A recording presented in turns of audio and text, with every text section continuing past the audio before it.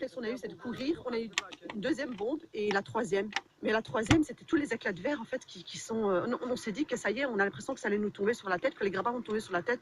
La première réaction qu'on a eue, c'était de sortir de là. Ensuite, il n'y a pas eu d'impact, mais il y a eu pas mal de gens qui sont restés à l'intérieur. Il y avait de la fumée, on sentait le caoutchouc. Oui, les deux, c'était plus fort. Pourquoi? Parce que c'était beaucoup plus proche. J'ai l'impression que c'était juste au-dessus de ma tête.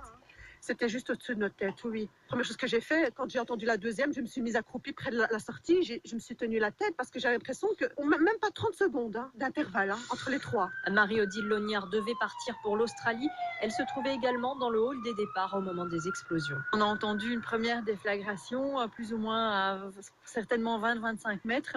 On a vu tout de suite un nuage de fumée qui se dégageait. Et tout de suite après, 15-20 secondes après, une deuxième déflagration, beaucoup plus proche, avec le faux plafond de l'aérogare qui a commencé à tomber sur les passagers. Et là, ça a été un mouvement de panique.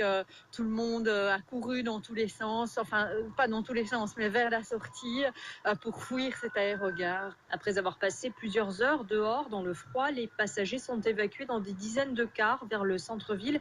Certains ont reçu des couvertures, quelques personnes sont en larmes. Impossible pour elles de mettre des mots pour l'instant sur ce qu'elles ont vécu. Mathias de Smet est belge, lui est arrivé quelques minutes après les explosions en train. C'est le retour à l'alerte terroriste de niveau 4 sur 4 en Belgique, une situation qu'il a connue en novembre dernier. Ça complique beaucoup les choses. Je crois que pour tout le monde, ce sera des jours assez difficiles, les jours qui vont venir. Tout le monde va être très prudent, ça va être assez difficile de reprendre la vitesse normale de la vie, quoi. Est-ce que vous reconnaissez votre pays ?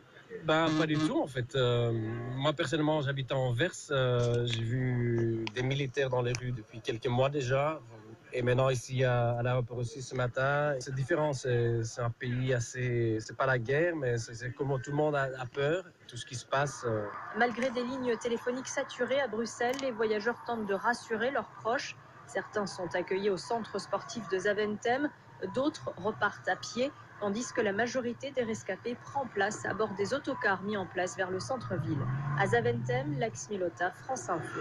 Et une heure après cette double explosion à l'aéroport, c'est dans le centre de Bruxelles que la deuxième attaque se produit. Il est alors 9h du matin.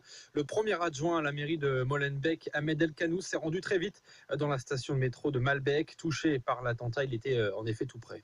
La situation est sous contrôle des forces de sécurité et des services d'urgence, mais on peut rencontrer vraiment une population qui est choquée, traumatisée, mais tout le monde garde son sang-froid malgré, je dirais, l'horreur.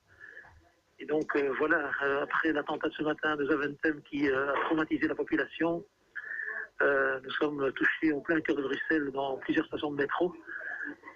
Et donc voilà, la barbarie et je dirais la violence la plus abjecte s'abat sur les Bruxellois à leur tour. Il y a un large périmètre de sécurité qui a été installé par les forces de l'ordre pour pouvoir permettre une intervention, je dirais, efficace des services d'urgence. Donc il y a vraiment une file de véhicules de secours qui se suivent et qui évacuent les blessés.